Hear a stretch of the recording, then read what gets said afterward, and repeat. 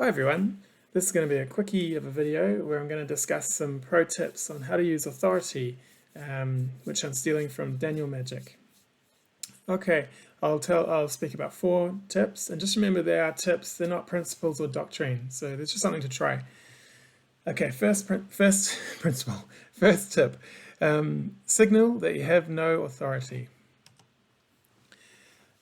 So reflect authority whenever it's projected onto the Agile Coach.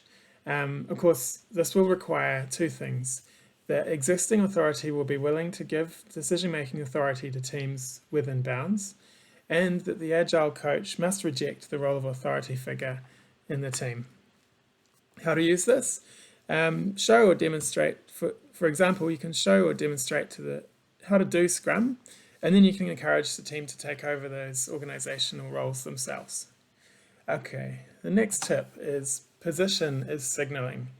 Okay, so sitting close to the door with your back to it signals non-authority and gives the opportunity to see the authority figures in the room. How to use this one? As an Agile coach, always default to a peripheral position, even when facilitating. Sit down between periods of standing and talking. And third tip, use your body when facilitating. Okay, so notice that your body can be used to signal authority by standing, documenting your position in the room, for example, being deep within the room and facing the door. And also pointing with your finger or hands. Of course, it's important for you to make explicit your role in the meeting at the start so that everyone knows who's facilitating and who actually owns the meeting. How to use this one? Avoid the behaviors I've mentioned that make you authoritative.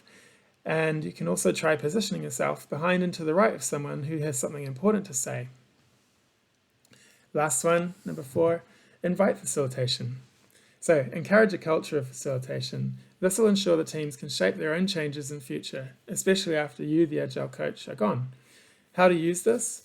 Ask for co-facilitators before the meeting from the teams, and challenge team members to facilitate, for example, Scrum ceremonies, offsites, and decision making. So there we have it, 4 pro tips on how to use authority as an Agile coach.